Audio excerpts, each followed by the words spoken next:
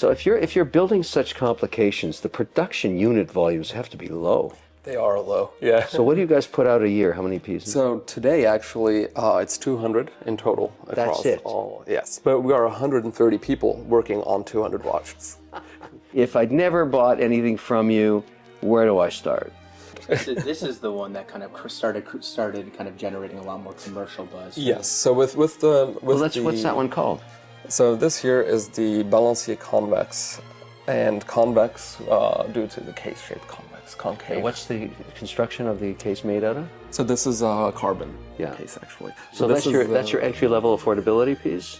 That's for the sportier pieces. So this is more, the approach with these is that you have a very complicated, highly finished watch, but it's sporty and you can wear it. It has more of a sporty vibe to it. Exactly. That was the goal here. In terms of what it does, it's hours, minutes, power reserve, small second, and then a large inclined balance wheel. Price point? 250 Swiss. Swiss francs? Yes. That's 310,000 US. Thank you. So that's As we said, that's an entry point. Yes. So you sell the house and you get the watch. It's that easy. You can't carry your house with you, but you can carry. There you go. No, there you go. Well, that's okay, but that just to set expectations, that's a serious collector's value. People probably wouldn't buy this as their first piece, but I have to admit, it's really intriguing as a dial. There's nothing quite like it out there. For every model, it's usually around 5 years, and then it's out. Yeah. And we've never made more than 200 of any. That's interesting. All right, so 310 US, 250 Swiss francs. What's beside it? So we're kind of moving up the feeding chain here? We are. Okay. We're going to go back down here, but this is already quite significant. So we call this the GMT Balancier.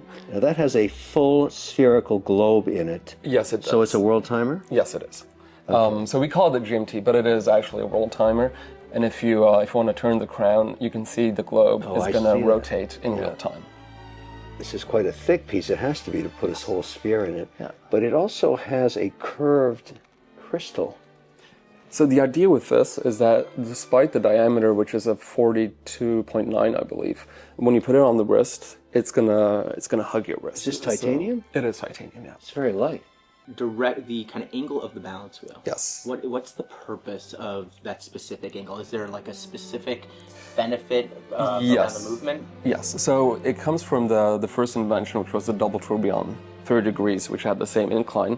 And the idea was to never have the escapement in a vertical or horizontal position. We had the piece, I think it was 2011, independently tested, which is like the Kosk, but a bit more significant.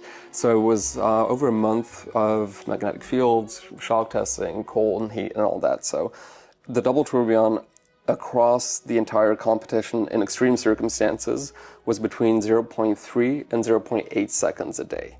So it's as precise. Was that the winner? It was the winner, yeah. Wow. So the extraordinary elements of watchmaking is... Okay, that's interesting. And that's actually one of the hardest parts. It's kind of rare for heavy complications, actually. Yes. So the 30-degree incline is taken from that double tourbillon, and we kind of translate that through. Reason being, it's a more precise watch than if it's... Let's stay moving forward with this crazy piece. Like, this thing looks like I'm looking down into an apartment building of 6 floors. I mean, it is really extraordinary. Is it the same case as that? It's the same case approach. Yeah. But this year you have a sapphire ring going all around. You can even see the tourbillon here from 6 o'clock. Okay, I've never seen that before. Let me guess, this must cost a fortune. I think it's 480 Swiss, if I'm not mistaken. 480 Swiss. So we're moving up, yeah. Just under 600,000. It's extraordinary.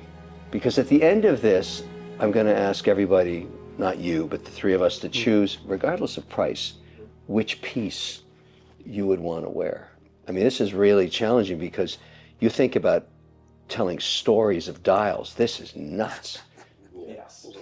And we call the 24-second tourbillon architecture. And the idea is it's almost like a movie. Yeah, there you go. You can really get lost in it. There's so much going on in here. How many hours did it take to make that?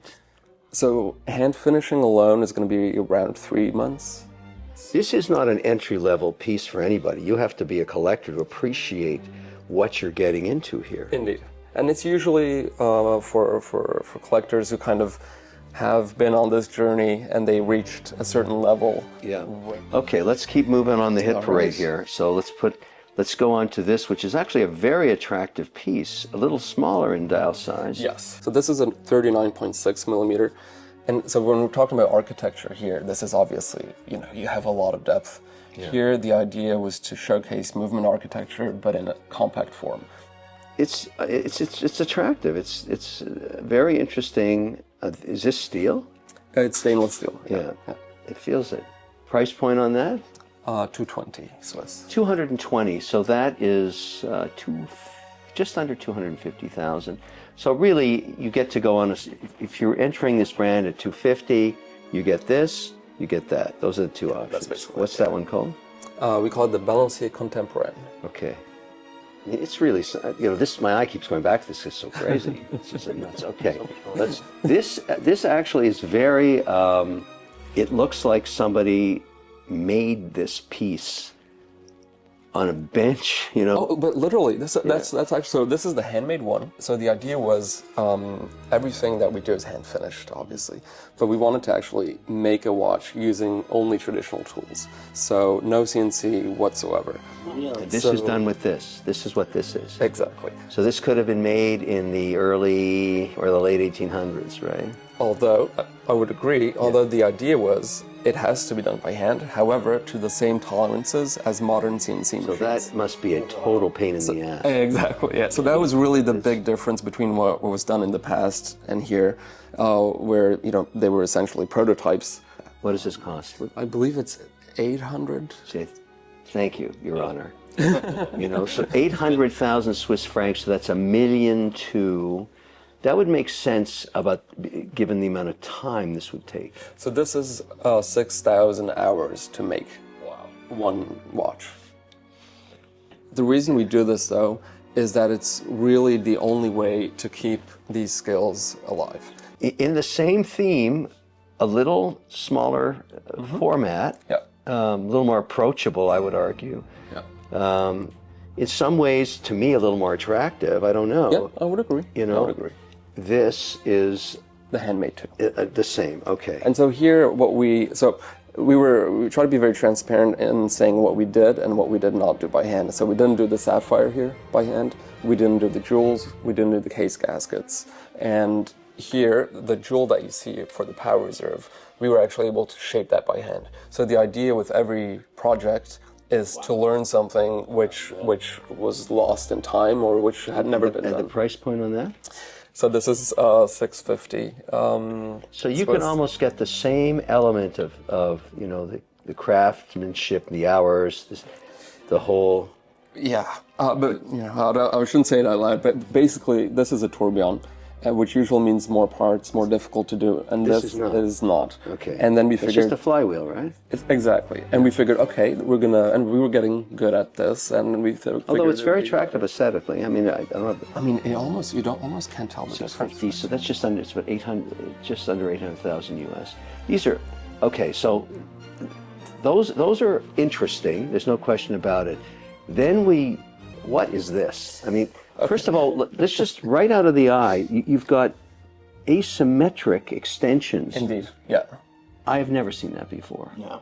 Now, is that an attempt to keep it smaller? 100%. Yeah. I mean, that is, but it's also very, very interesting. I mean, so I think it first started with our quadruple tourbillon, which took a lot of space. And then with the asymmetry, you still get it. So this is a 43.5 millimeter, but it has 935 components, right? So I feel like it's still quite compact for what it is. And the asymmetry. And this is a minute repeater? So it's a Grande Sonnerie, Petite Sonnerie, minute repeater. Okay, so this has to be your most expensive piece. Yes, it is. What is the price of this? $1,250,000 Swiss. Swiss francs. So $1,500,000 USD, I guess. Yeah, 1.6, something like that. But how many pieces? Is this titanium? It is titanium, yeah. There are not many pieces in the world that do this. I doubt you'll run into many people with. No. There's. You wanna hear the sound? Yeah. Yes, I was. So actually, this is a manual wind. So the movement is manual. So you wind the movement like this. You wind the sonnerie the other way. But then you also have a micro rotor just for the chiming mechanism, because it takes a lot of energy, right? And So you're getting a little extra boost exactly. for the chime. That's exactly right. Has anybody ever done that? No. So we have... I don't think anybody ever has done that.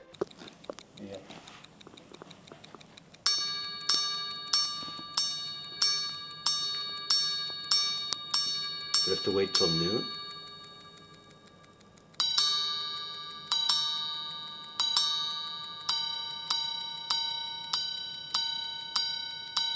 Yeah. Were there any difficulties that you guys ran into when it came to kind of basically adding both a manual and an automatic movement together into one watch? I want to say that was not... So this took us 11 years to make. Okay, so that, I mean, there was a think about lot that. of difficulties That's a there. whole generation. A child was born and moved out of the house by the time the thing was finished. And is that from idea to the watch? You know, that was the whole process, homologation. So 11 securities, you can do whatever you want. This is unbreakable. So that, I mean, think about it. It's a sports watch, you know, sustainability on an incredibly complex piece. Because at the end of the day, we want, you know, our clients to be comfortable wearing it, and it's not like, you know, I don't want to touch it. So that was with almost everything. How many have you made of those? We couldn't make one last year. We're gonna try to do one next year, but I think overall maybe 15. The thing is, if you get hooked into this type of movement, it's a bad disease. Oh yeah. It's really... Let me put it here. So, no, I mean, it's just, yeah, I mean, that is a house. Yeah. So the minute repeater is actually, there's a pusher in the crown. So you don't have a lever or anything, so all the energy is stored inside the movement. Now, you also have one where you've applied pavé, correct? Was there one with diamonds? Did I not see that? Oh. Well, there you have it. Mr. Wonderful never forgets. Mr. Wonderful here. No one needs a watch, but everybody wants one. Why? Because it marks a moment of time in your life. A graduation, a marriage, a successful moment in your career. It's like art. Many watches appreciate in value over time, and that's where the problems start. You might think your watch is covered by your home insurance policy, but in many cases, that is simply not true, especially if you're looking for replacement value if your watch is lost or stolen. That's why I created WonderCare. Want to learn more about insuring your watch? Go to WonderCare.com. All right, so let's see, you've taken it up a notch. A trend that has actually emerged over the last 7-8 years, men are wearing diamonds in a very big way across all the major brands. And honestly, even I was wearing this before, and I feel like I feel like this is I love okay, it right? because it's Vegas, baby. Like it's you want flashy, you want trashy. It's fantastic, but it also has a very clean look to it. It's so nice. we do have very few of that. So I think we've only made like 5 overall because we believe that the value in what we're doing is in the movement. So diamonds, they add price, but they don't add watchmaking But value. it's delicate enough to be worn by a woman who's willing to put on a dial that size. But it's a very attractive piece. It looks great on a white band, I might add.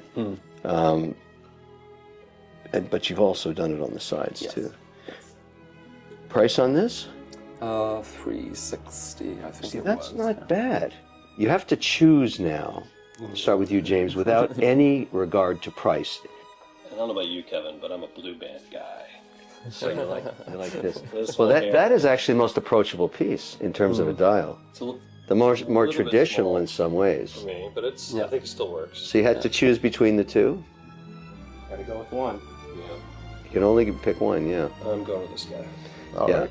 I mean, it's very sporty. It's really interesting. Nothing quite like it. Nothing like it out there. And that 30-degree thing going on, very nice. Yep. Yeah, So yeah, you're up at bat, There we go. just like that. Just like All that. right, okay. Good. And why did you choose that? Emotional toll that must have been taken on the person and people making this watch. I'm wearing all of their tears and suffering. I mean, every time I'm looking at this, something new catches my eye. You said right. You said the jewel was handmade. There. Yes, yes, indeed. Have you seen what it No, looks like? I did see it. I mean, it's absolutely stunning. It's an acquired taste for me, but I can see how you're going there. In terms of a dial, there's nothing quite like it. No, I think You would say that about almost all these pieces. Well, my turn, and I'm going right to the apartment. Right to the apartment building, because I have nothing like this in my collection. There is nothing like this out there. It's an absolutely insane piece. I mean, it really is. We looked at it for quite a while already. It's just a piece unique, and you don't make too many of them.